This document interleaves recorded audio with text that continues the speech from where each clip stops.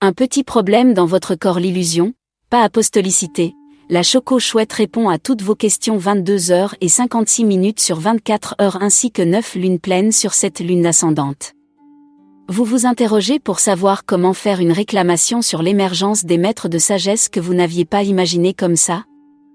Vous vous dites que vous pouvez appeler le SAV avec votre smartphone, mais vous tombez toujours sur le répondeur avec une voix de synthèse. Pour éviter toute réclamation utile, on vous dit sur la boîte vocale que vous devez boire, manger, dormir, respirer, consommer, faire le tri des déchets et faire vos réclamations avec l'intelligence artificielle. Le temps psychique est une illusion, mais il est délimité physiquement. C'est pourquoi, nous vous avertissons que l'émergence des maîtres de sagesse ne se passera pas le 1er janvier 2025. Que faire? Pas d'effervescence, pas de surtaxation, pas d'exaltation, pas d'excitation. La Choco Chouette peut faire la réclamation pour vous. Prenez votre smartphone. Allez sur l'application de la Choco Chouette, puis passez à l'onglet « Mode d'emploi du retour des maîtres de sagesse ». Une voix de synthèse vous guide afin que vous tapiez la bonne numérotation, d'un à 6 sur votre écran. Avant tout, tapez votre localisation et la date de votre réveil. En cas d'erreur de numérotation, vous ressentirez la vaporisation d'un somnifère. Et enfin, craquez vous-même votre IP. En raison d'un décalage horaire entre la présence des maîtres de sagesse et votre éveil, vous recevrez un colis postal seulement dans les 33 heures suivantes avec la réponse. Quand le colis arrive chez vous, vous devez l'ouvrir dans les 16 heures qui suivent sa réception au risque qu'il se carbonise hors délai. Ouvrez-le en tirant soigneusement sur le long de la ligne pointillée au milieu du colis. Quand vous l'ouvrez, faites-le avec échauffement et attachement, ce n'est pas tous les soirs que vous recevrez un colis élitiste. Puis, sortez la réponse et gardez le colis. Vous pouvez donc désormais lire assidûment la réponse. Vous avez reçu cette réponse, comme la Choco Chouette n'a pas reçu de carton d'invitation pour se rendre au Council de Shambhala, il n'y a pas de service de réclamation au SAV à propos de l'émergence des maîtres de sagesse. Par contre, vous avez gagné le droit de les invoquer. Éveillez-vous de préférence instantanément.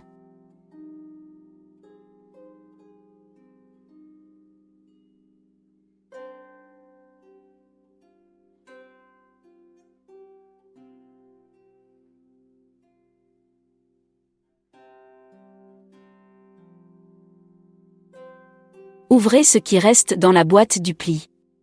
Vous y trouverez une horloge sophistiquée. Vous êtes devant le dilemme d'annuler ou de ne pas annuler le retardateur. Le retardateur se présente sous la forme d'un déclencheur métallique d'énergie mercantile. Pour renoncer à désactiver le retardateur, appuyez 2 fois dessus pour retarder l'arrivée du nombre de personnes partageuses. Si vous vous sentez appelé par ces forces matérialistes, appuyez sur le déclencheur 5 fois. Lorsque le témoin du retardateur clignote au bout de la 5e fois, un bip se fera entendre pour que l'obturateur se déclenche pour vous empêcher de voir ce qui se passe dans le monde. Cette particularité de tout métal s'applique aussi au ressort spirale. Et elle affecte la précision de toute horloge mécanique. Autrement dit, quand vous désirez ardemment obtenir quelque chose, le ressort spirale s'échauffant de plus en plus, se dilate et l'horloge a tendance à retarder davantage. Si vous êtes mécontent de la réponse obtenue par la Choco Chouette, vous pouvez retourner votre pli sous les 36 minutes suivantes. Remettez la réponse écrite de la Choco Chouette dans le pli. Indiquez soigneusement la raison du retour sur la vignette rose sur la réponse du pli. Afin qu'il arrive bien à la terre de cul-de-sac de la Choco Chouette, n'oubliez pas de glisser votre désir désintéressé. Fermez le pli en appuyant soigneusement sur celui-ci. S'il est inférieur à 4 à 5 mm, il ne sera pas retourné avec un retard. Faites-le scrupuleusement. Veuillez noter que le mode de renvoi doit correspondre à la demande d'explication faite à la Choco Chouette. Voilà, Il ne vous reste plus qu'à retourner la réponse qui ne vous a pas convenu tout en gardant l'horloge, et de trouver un autre moyen de réclamer le fait que vous ne participez pas au processus d'émergence des maîtres de sagesse, et soyez certain que la Choco-Chouette vous accompagnera individuellement depuis son impasse de cul-de-sac dans vos inactions.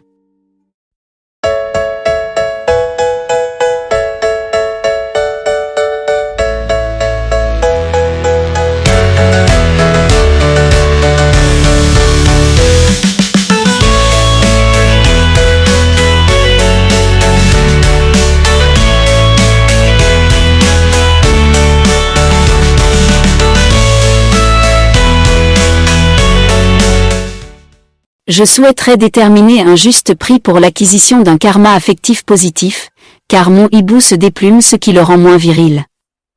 Je constate que l'acheteur veut que je paye un pourcentage de commission brute, qui est supérieur à ce que je pouvais mettre, donc, je pencherai plutôt pour faire du troc. Vous le savez autant que moi que le karma s'inscrit dans les lois de la vie. Je peux faire du troc en échangeant mon quotient intellectuel supérieur à 140 doté d'un ordinateur de dernière génération en intelligence artificielle créé par Beagle contre un karma positif. Qui est preneur? Mince, le seul preneur est un pervers narcissique. Dois-je attendre les soldes, ou replumer mon hibou? Je l'ignore. Dois-je aller consulter un voyant pour savoir qui va vouloir troquer son karma négatif avec moi? Je n'y suis pas favorable, mais pourquoi pas? D'ailleurs, ça me déplaît que mon hibou actuel a peur des fantômes, pour nous, qui vivons la nuit. Pourtant, on ne peut pas avoir peur des fantômes, car ils sont déjà morts. De plus, même si mon hibou est un chasseur hors pair, je voudrais en changer, car je suis devenue végétarienne. Ou, alors, il faudrait qu'il change son instinct de chasseur en un guide nature pour que je m'intéresse de nouveau à lui. Il paraît que tous les karmas, c'est-à-dire toutes les activités conditionnées cessent. C'est le détachement qui nous en délivre. Je me suis détachée de cet esprit carnivore, mais pas lui. Dois-je choisir un autre partenaire, ou alors devrais-je me rapprocher d'un campagnol pour purifier mon karma? Autre dilemme. Je sais que quand nous apprenons à être inoffensifs, nous nous libérons de notre karma. Donc, je dois cesser de produire trop de karma négatif, et devenir de plus en plus inoffensif. Si je suis destructrice, je crée du karma négatif, dont je devrais ensuite encore m'en débarrasser. Je sais aussi que le karma est l'activité qui est elle-même, est le sentier du service. Dois-je rendre service à mon voisin le castor qui me dérange en construisant des barrages quand je dors? Il m'est sympathique, mais quand même, il n'a qu'à me laisser tranquille le jour. Je devrais déjà commencer par ne pas insister sur l'aspect négatif de mon karma relationnel. J'ai autant de bons que de mauvais karma. Après tout, ce ne sont que des plumes et des poils. Mon hibou a le droit de choisir son régime, et moi, le mien. Ça n'a pas d'importance, on ne mangeait quand même pas à la même heure. En ce moment même, je construis le reste de ma vie et la prochaine. Je reçois ce qui est appelé du karma. Finalement, j'ai une friandise en main.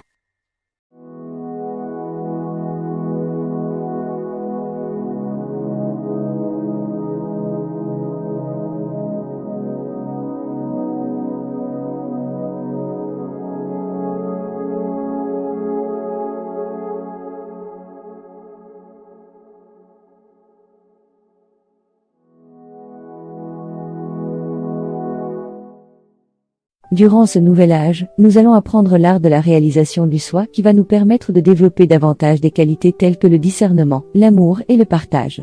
Nous pouvons déjà commencer à être cohérents entre ce que nous pensons, nous disons et faisons, à être nous-mêmes et à être détachés. Qu'en est-il de nos émotions qui se situent en dessous de notre mental supérieur? Notre désir de sécurité nous conduit à nous accommoder, à quelque chose d'affreux parce que nous allons nous persuader que ce quelque chose a l'air d'être beau parce que c'est là une sorte d'autoprotection. Autrement, nous nous sentirions hyper émotifs. L'ajustement qui n'est pas les justes relations a une origine cérébrale qui est un processus du mental inférieur. L'intellectuel et les émotions se situent au niveau astral. Nous devrions expérimenter nos émotions comme un miroir tranquille, non perturbé, comme un lac. Sur ce lac, la conscience de Bouddhi, qui est la conscience de l'âme, doit se refléter en tant qu'intuition. Nous devons tenter d'apprendre le détachement, l'élévation du mental, l'observation profonde et l'acquisition du discernement. Avons-nous peur de notre discernement qui nous permettra de ne plus être dans le déni de la réalité, ni d'accepter tout aveuglément? Nous pouvons commencer par l'acquisition du discernement pour voir la société telle qu'elle est. Devons-nous nous protéger pour vivre en société? C'est sûr qu'il est nécessaire de nous protéger pour coexister, dans le sens qu'il faut arriver à garder la tête sur nos épaules, à nous forger des opinions intelligentes et apprendre à nous distancer des dérives du monde.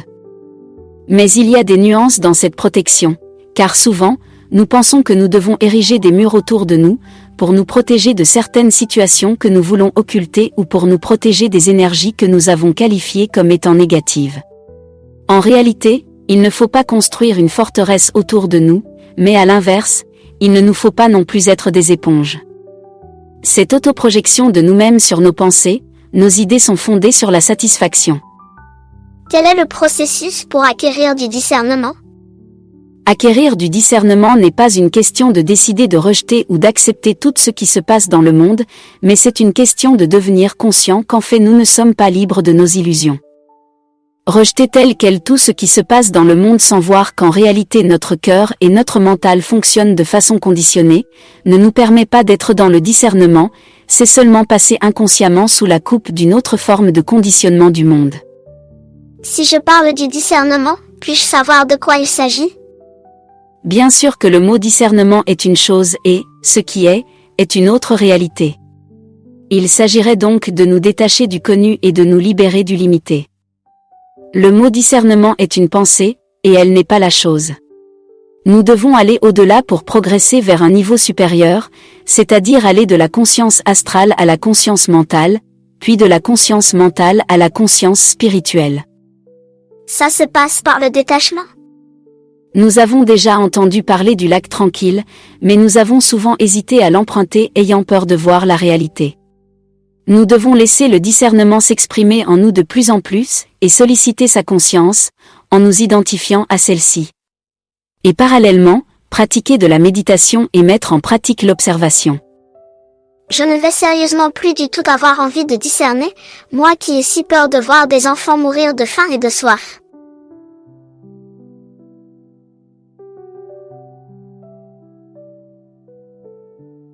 Horreur, malheur, oui, oui, oui, je suis peinée et épouvantée.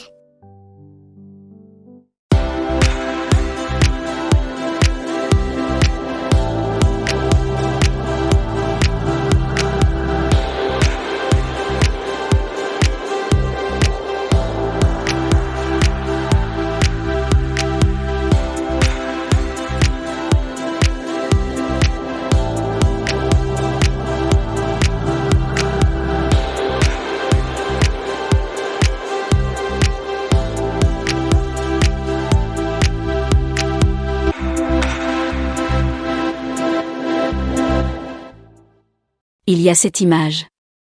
Dans chacune de ces images se trouve un maître de sagesse de rayons différents. Il y a 7 rayons d'énergie. Placez les noms des maîtres de sagesse correctement avec leur lieu de travail ou d'habitation.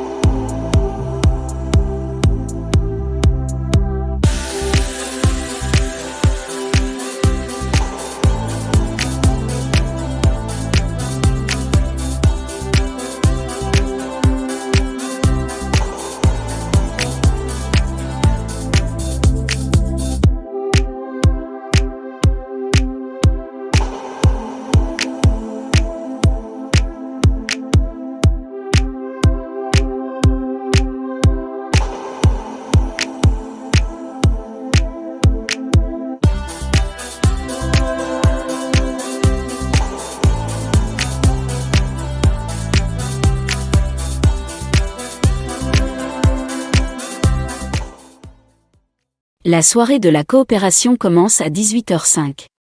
Elle se termine à 21h. Combien de temps dure la soirée?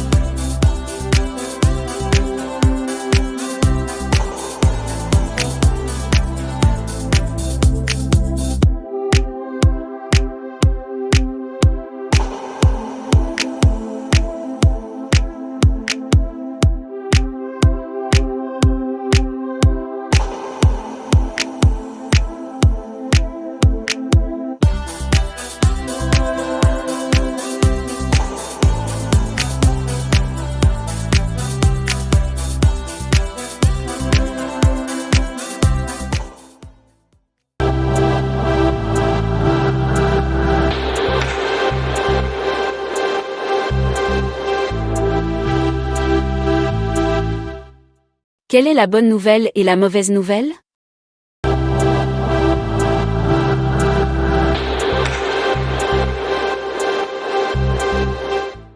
Pour rester informé de nos prochaines activités, rendez-vous sur coopérationetpartage.org dans l'onglet Contact, Nous suivre, tapez votre nom ainsi que votre adresse mail